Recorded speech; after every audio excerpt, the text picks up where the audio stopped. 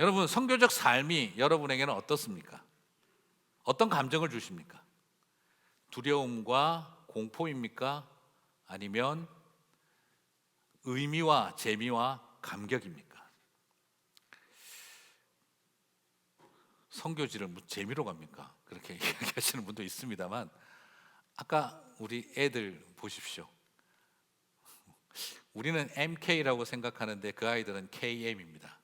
오히려 키즈 미셔너리 같은 모습입니다.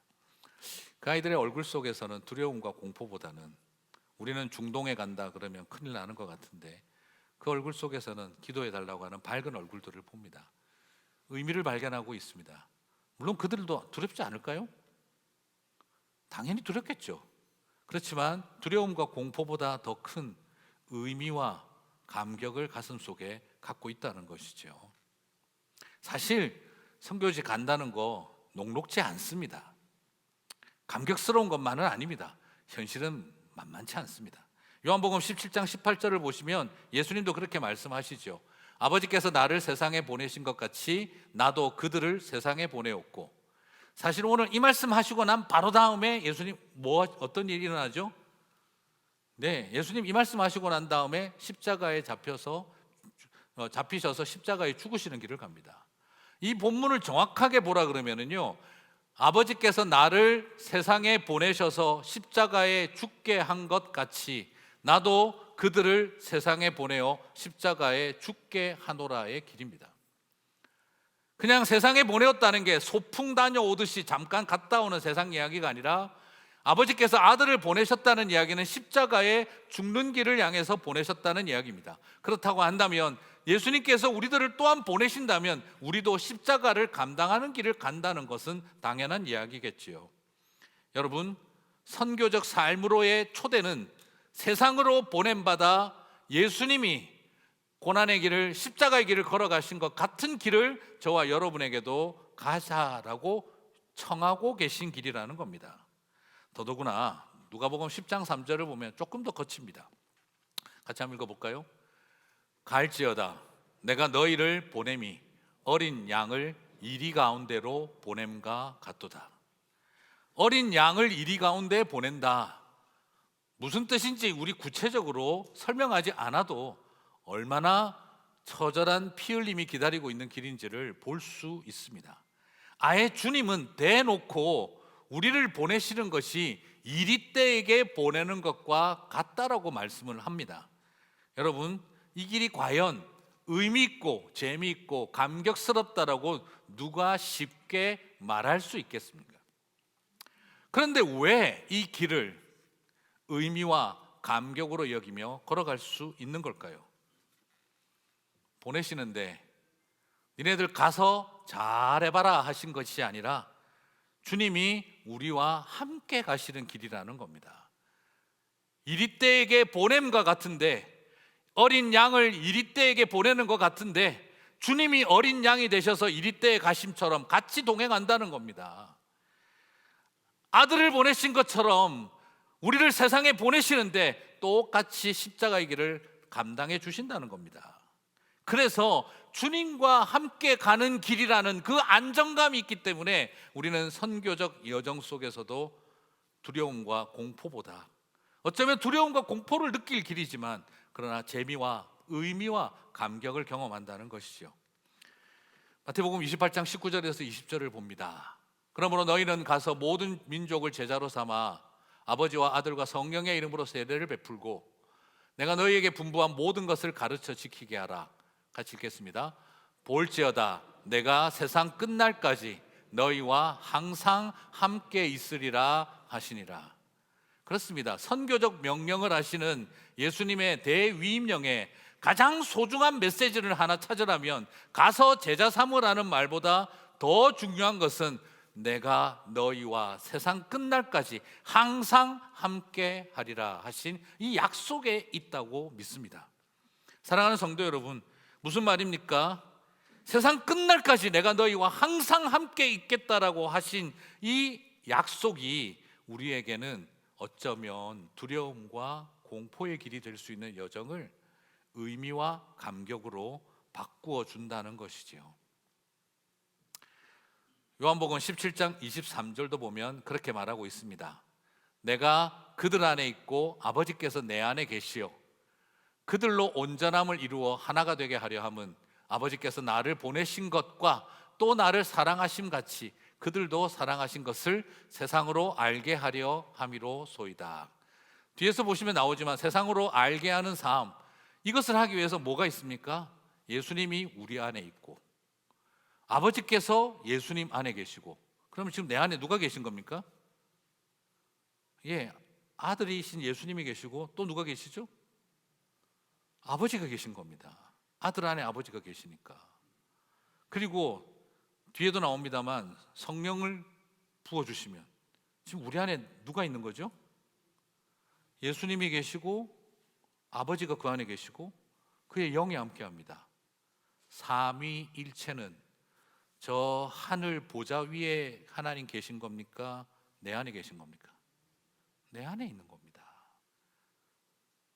오늘 여기에서 보여주는 것은 무엇입니까? 우리 안에 성삼위 하나님이 우리 안에 가득 함께 하시기에 세상이 알게 된다는 겁니다. 누구를요?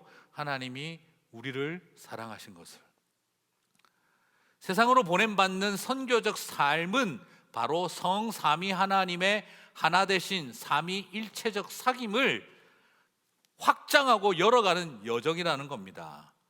여러분, 아버지와 아들의 사귐이 우리의 사귐으로 확장되고 내 안에 예수님이 계시고 내 안에 계시는 예수님 안에 아버지가 계시고, 그렇기 때문에 이건 지금 우리 안에 뭐라고 해야 될까요? 하나님이 따따따블로 계신 겁니다. 그렇게 우리 안에 가득 채우고 계신다는 거예요. 이것은 결국 우리들에게 뭘 말해주느냐?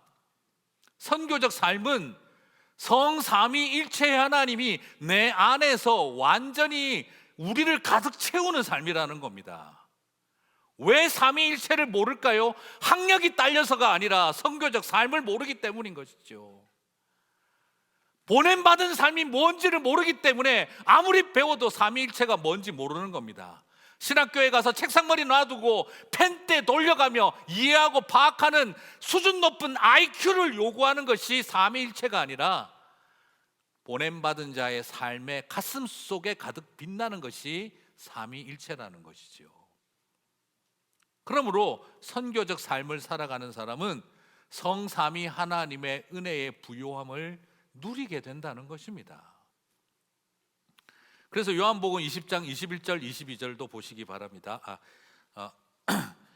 21절 22절 보시겠습니다. 예수께서 또 이르시되 너희에게 평강이 있을지어다. 아버지께서 나를 보내신 것 같이 나도 너희를 보내노라. 이 말씀을 하시고 그들을 향하사 숨을 내쉬며 이르시되 성령을 받으라. 자, 여러분, 요거 조금 앞으로 한번 넘겨 보실까요? 네, 우리 이거 지금 다 알아요. 평강이 있을지어다. 우리 맨날 찬양하지 않습니까? 평안을 너에게 주노라. 세상이 알 수도 없고 줄 수도 없는 평안을 너에게 주노라. 여기까지 하고 끝내버려요. 우리는 자꾸. 평안을 왜 주셨습니까? 아버지께서 나를 보내신 것 같이 너희를 보내기 위해서입니다. 우리는 하늘로부터 내려오는 평안을 받고 싶어요. 그런데 뭐는 하고 싶지 않습니까? 보냄받기는 싫습니다. 우리를 보내시기 때문에 평화를 주셨는데 평화만 받고 싶습니다. 그리고 또 그 다음 넘겨보시겠습니까?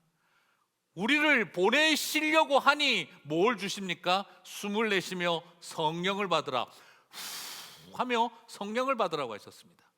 우리는 성령도 받고 싶어 합니다. 그런데 뭔 하고 싶지 않습니까? 보냄받고 싶지는 않습니다. 지금 여러분, 오늘 우리는 21절과 22절을 통해 뭘 발견합니까?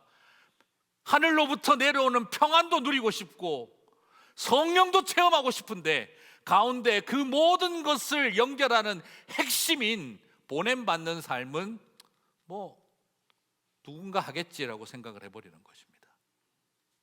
사랑하는 성도 여러분, 어쩌면 유니버셜 조인트 같은 핵심이라고 할 수 있는 앙꼬와 같은 보냄받는 삶을 위해서 주님은 우리들에게 세상에 알 수도 없고 줄 수도 없는 평화를 주셨고, 그리고 그 사명을 감당하게 하기 위해서 우리에게 성령을 받으라고 했습니다.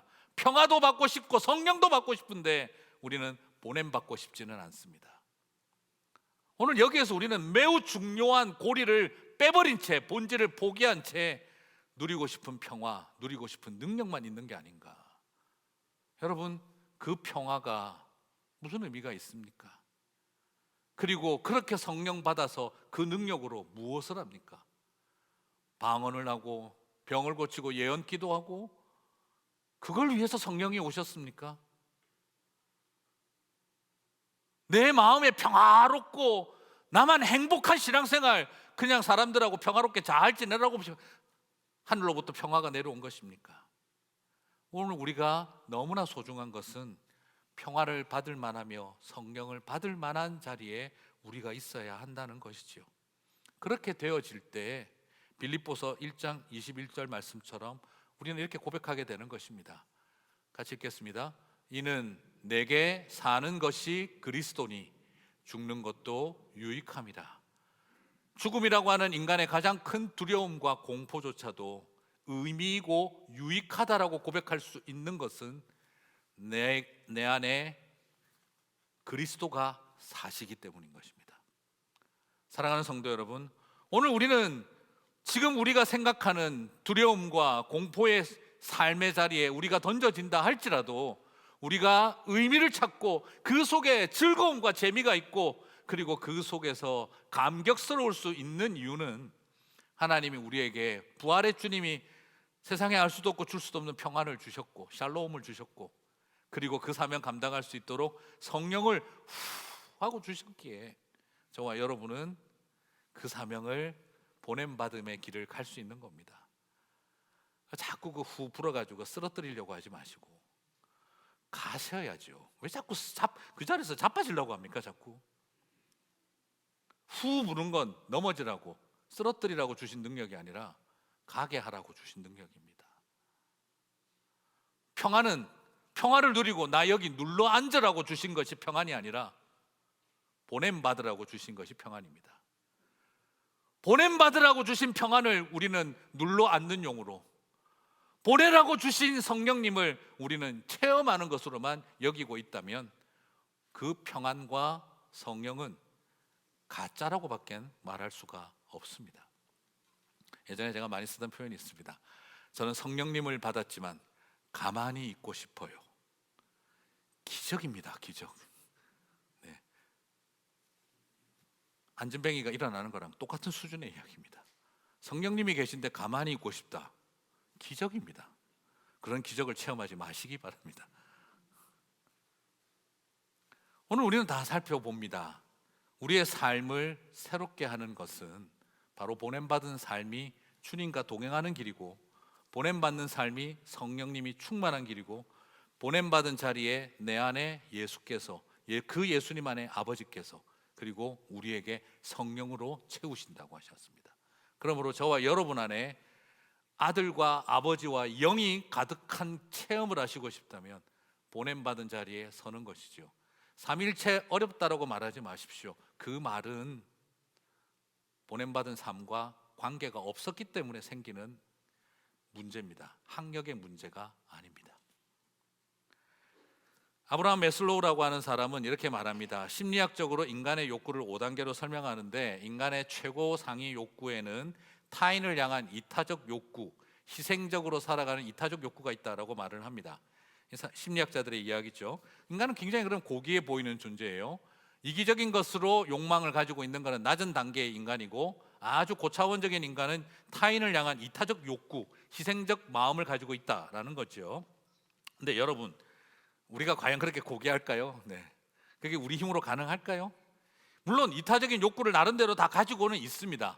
그러나 그 이타적 욕구 속에 희생할 마음이 있기는 있지만, 많은 경우에 여러분, 타인을 위해서 나는 이타적으로 살겠다라고 하지만 솔직히 말하면 타인도 타인 나름입니다.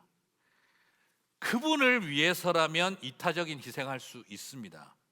하지만 우리 솔직히 그 인간 위해서 이타적으로 희생할 수 있으시겠습니까? 거기서 우리의 이타적인 고상한 수준 높은 욕구라는 것의 본질이 거기에 나타납니다. 우리는 그런 분을 위해서라면, 그런 사람을 위해서라면 이런 놀라운 의미와 가치를 위해서라면 난 희생할 수 있다, 이타적 삶을 살아갈 수 있다라고 생각하지만, 그러나 다시 한번 우리가 진정하게 하나님 앞에 맞닥뜨려야 할 것은, 하지만 그런 인간을 위해서 나는 과연 이타적 희생을 할 수 있을까? 예수님은 저희들이 무슨 대단한 의인이고 귀인이었기 때문에 썩어지는 미랄이 되신 것이 아닙니다. 우리는 무가치한 죄인들이었고, 우리는 그 아들을 향해 머리를 흔들고 침을 뱉고 채찍을 휘두르고, 그리고 그 앞에서 우리를 구원해봐라 라고 소리를 치며 놀렸던 죄인들 중에 죄인들입니다. 그를 발가벗기고 돌 던지고 십자가에 죽으라고 소리를 질렀던 사람들입니다. 그럼에도 불구하고 하늘 아버지는 그 아들을 우리에게 주셨고, 그 아들은 당신의 심장을 한 조각 한 조각 쪼개어 저와 여러분을 향해 불태우셨습니다. 그렇습니다. 이건 우리 힘으로 할 수 있는 일이 아니라 오직 예수 그리스도 안에 십자가를 아는 사람들에게 주어진 축복입니다. 거룩한 낭비를 하시면서도 주님은 슬퍼하거나 분노하지 않으셨습니다. 이 엄청난 결단을 하면서도 서러워하고 억울해하지 않으셨습니다. 오히려 아버지, 저들을 용서하소서, 자신이 하는 일을 알지 못함이니이다 하며 그들을 위해 중보하셨습니다. 고귀한 희생은 그것을 받을 만한 고귀한 자들이 있었기 때문에 고귀한 희생이 아니라 오히려 거룩한 낭비였습니다. 표현이 어떨런지 모르겠습니다만, 예수님은 하나님을 위해 십자가를 지신 것이 아니라 죄인들을 위해 십자가를 지셨습니다. 죄인들을 위해 십자가를 지는 것이 하나님을 위한 것을 알았던 주님이셨습니다. 여러분, 그렇지 않겠습니까? 저와 여러분도 마찬가지입니다. 나는 하나님을 위해서 십자가를 지는 희생의 삶을 살겠다라고 너무 그렇게 생각하지 마세요. 그렇게 생각하면은요, 알카에다랑 저 아이시스랑 탈레반이랑 별 차이 없습니다. 서로가 자기의 신을 위해 목숨 던지겠다는 사람들 되는 게 그렇게 크게 의미가 있을까요? 오히려 복음의 사람들은요, 하나님을 위한 삶이 저 죄인들을 위한 삶인 것을 알아야 합니다. 자신의 신들을 위해 목숨을 던지겠다는 사람은요, 사람 죽음 함부로 여깁니다. 그러나 죄인들을 위해 죽는 것이 하나님을 위한 길이라는 걸 아는 사람들은요, 사람을 소중하게 여깁니다. 예전에 제가 한번 말씀드렸죠. 목사로서 저는 늘 그런 생각했거든요. 주님을 제일 사랑하는 목사가 되게 해주십시오. 그랬더니 주님이 어느 날 마음에 그러시더라고요. 나는 나를 제일 사랑하겠다는 목사들이 제일 무섭다. 그것까지 꼭 1등 해야겠니? 나를 제일 사랑한다는 애들이 제일 무섭다. 그리고 저한테 해주신 말씀이 마음이 딱 하나 있었어요. 병주야, 내가 내 아들을 주기까지 사랑한 사람들을 사랑하면 안 되겠냐? 내가 내 아들을 주기까지 사랑한 교인들, 이 땅의 백성들을 사랑하는 일에 네가 목숨 걸면 안 되겠냐? 나를 위해서 목숨 걸고 사랑하겠다는 애들이 너무 많다. 부담스럽다. 저는 그 마음에 뭘 말씀하고 싶으신지를 알겠더라고요. 사랑하는 성도 여러분, 선교는 무엇입니까?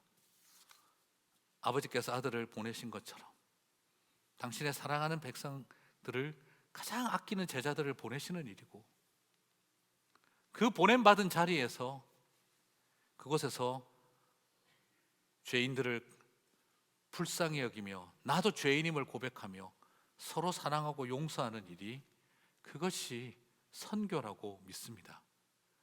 훌륭한 제자들끼리 뭘 하는 것이 아니라 죄인임을 아는 사람들이 모여 서로를 용서하고 품어주는 일이, 그것이 선교입니다. 아버지께서 아들을 세상에 보내셨습니다. 그것이 선교의 출발이었습니다. 가장 소중하고 아끼는 아들을 보내는 일이 선교의 출발입니다. 제가 제일 듣기 싫어하는 말이 선교 보내기 아깝죠 하는 말, 제일 네, 신학교 보내기 아깝죠, 제일 제가 듣기 싫어하는 말입니다. 그러면 하나님은 그 아들을 아깝지 않아서 보냈겠습니까?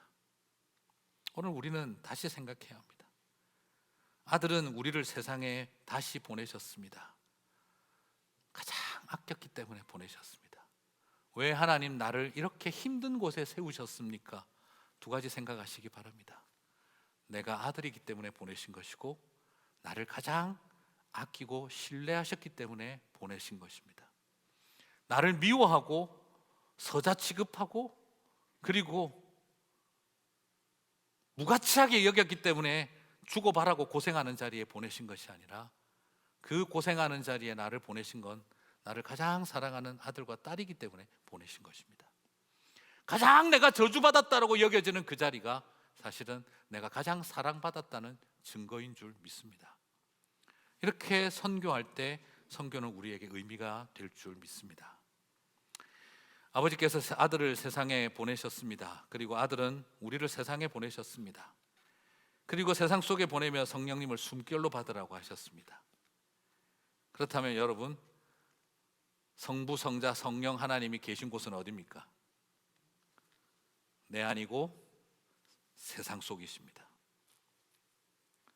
우리가 왜 예수님을 못 만나는 줄 아십니까? 어떻게 하면 예수님과 동행하는 삶을 살아갈 수 있을까? 우리가 너무 종교적이기 때문에 예수님과 동행을 못하는 겁니다. 좀 더 선교적이시기 바랍니다. 그러면 주님이 동행하시는 것을 보게 됩니다. 그리고 알게 됩니다. 내가 잘해서 주님이 동행하고 계신 게 아니라 선교적 삶을 살아보면, 아, 주님 가시는 길에 내가 끼었던 거구나 라는 걸 발견하게 됩니다. 예수님이 세상 끝날까지 나와 함께하는 것을 경험하고 싶으십니까? 가서 제자 삼는 제자의 길을 가시게 되기를 바랍니다. 우리가 왜 성령님을 체험하지 못하는 걸까요? 성령님이 도대체 왜 오셨습니까? 성령이 너에게 임하시면 권능을 받고 예루살렘과 온 유대와 사마리아와 땅끝까지는 내 증인이 되리라. 선교적 증인이 되게 하기 위해서 성령님이 오셨습니다. 아버지께서 나를 보내신 것 같이 나도 너희를 보내노라 하신 다음 후 하며 성령을 받으라 하셨습니다. 선교적 삶 없이 어떻게 성령을 받는 법을 알겠습니까? 여러분, 할렐루야 500번 할렐루야 할렐루야 할렐루야 할렐루야 할렐루야 한다고 성령 받는 게 아니라, 하나님이 보내신 삶의 자리에 설 때 성령께서 우리에게 불어 넣어 주시는 것을 보게 되는 것입니다. 우리가 왜 아버지를 모를까요? 우리가 왜 삼위일체를 모르는 걸까요? 내 안에 아들 계시고 아들 안에 세상으로 우리를 보내실 때 내가 그 안에 있고 아버지께서 예수님 안에 있고 성령님이 나를 불어넣어 주시면 우리는 아버지를 만나는 겁니다. 하늘 아버지를 만나는 겁니다. 어디에서요? 보냄받은 세상 속에 내 안에서 만나는 겁니다. 삼위일체는 하나님 세 분이 천국에서 어떻게 계신지를 적어놓은 학문이 아니라 바로 선교와 전도와 복음의 현장 속에 역사하시는 우리 안에 계시는 하나님을 만난 사람들의 고백적 지식이 삼위일체입니다. 그래서 저는 여러분에게 부탁드리고 싶습니다. 그렇게 내 안에 계신 것을 알고 나면 우리는 그 길을 의미와 기쁨으로 내 삶의 새로운 가치와 감격으로 경험하며 우리는 그 일에 함께할 수 있습니다. 지난 2년 동안 팬데믹으로 인해서 우리는 가지 못하는 선교의 현실에 맞닥뜨렸습니다. 가지 못하는 선교는 그것은 우리의 선택이 아니라 어쩔 수 없는 일이었습니다. 그러나 질문할 수 있는 것은 가지 못하는 선교는 어쩔 수 없는 일이었지만 참여하지 않는 선교는 우리의 선택이었습니다. 사랑하는 성도 여러분, 가지 못하면 선교는 참여할 수 없는 걸까요? 저는 부탁드리고 싶습니다. 참여하는 선교가 일어나게 되시기를 바랍니다. 기도하고 선교사들과 함께 관계하고 카톡을 주고받고 이름 불러가며 기도하는 일은 가지 못하는 선교가 아니라 참여하는 선교입니다. 안타까운 것은 가지 못하는 선교는 선교가 아닌 것으로 생각을 하면 안 됩니다. 저는 여러분에게 부탁하고 싶습니다. 가지 못하는 선교는 여러분의 문제가 아닙니다. 그러나 참여하지 않는 선교는 여러분의 문제입니다. 오늘 우리에게 다시 돌아봐야 할 것은 참여하는 선교가, 그것이 저와 여러분을 다시 가는 선교가 되게 할 것입니다. 팬데믹을 통해 가지 못하는 선교가 막혔습니다. 돌아보라는 것이겠죠. 멈춰보라는 것이겠죠. 너희들의 선교가 안녕한지 다시 한번 돌아보고 고민해보라는 메시지였겠죠. 그러나 그 속에 더 중요한 건 이제 참되게 참여하는 선교가 일어나야 한다는 것입니다. 오늘 우리는 보았습니다. 그들도 우리처럼의 자리에 함께 했으면 좋겠습니다. 그리고 또한 우리도 그들처럼 그 삶의 자리에 함께하게 되기를 소망합니다. 선교사로 다 가야 하는 것이 아니라 선교에 참여하는 사람들이 될 때, 선교적 삶을 향해 나아가기 시작을 할 때, 기도하기 시작할 때, 배우기 시작할 때, 보내는 선교와 가는 선교를 시작을 할 때, 그때 저와 여러분에게 주님이 동행하는 삶이 무엇인지를 알게 될 것입니다. 예전에 제가 아는 한 분이 열심히 선교하다가 사역을 그만두신 분이 계셨습니다. 제가 이야기를 해서 같이 나누면서 그분이 나중에 선교 다 그만두고 개인적으로 힘든 상황도 있고 이래서 선교를 안 하셨어요. 그리고 나서 한 몇 년이 지난 다음에 그분을 제가 만났는데, 아주 오래간만에 만났더니 그분이 저에게 놀라운 이야기를 하셨어요. 그 요즘 참 옛날에 선교 많이 다니셨는데 요즘 어떠고 계세요? 목사님, 저는 선교만 안 가는 줄 알았던데 선교를 안 가는 게 아니라 그냥 예수님과 동행하는 삶이 없어졌다는 걸 뒤늦게 알았습니다. 그러더라고요. 친구 아는 사람들 중에 선교사가 있습니다. 선교지에서 선교를 마치고 돌아와서 오랫동안 정신없이 살면서 잠시 선교사였지만 선교를 잊어버리고 살았다고 하더라고요. 어떤 시간을 보냈니 했더니 저한테 그 이야기를 하더라고요. 내가 꼭 선교지를 가야 하는 건 아닌데 선교 자체를 잊어버리고 살았어. 그러니까 어떤 결과가 있대? 선교를 안 하는 게 아니라 주님과 동행하는 삶을 잃어버리고 있다는 걸 발견했어. 그러더라고요. 되게 많이 놀랐습니다. 사랑하는 성도 여러분, 얼마나 갔느냐, 저는 그걸 말하고 싶은 게 아닙니다. 하나님의 선교에 참여하고 있으십니까? 라는 질문을 던지고 싶습니다. 그럴 때에 내 삶의 의미가 달라지고, 그리고 우리의 삶 속에 성령 충만, 삼위일체 하나님을 깨닫는 삶, 그것은 생명의 역사가 일어나는 현장을 향한 기도와 헌신과 그리고 참여 없이는 결코 경험할 수 없는 것입니다. 그것을 향해 다시 우리 교회가 이번 선교주일을 맞아 결단하고 일어나는 계기가 되기를 주님의 이름으로 축복합니다.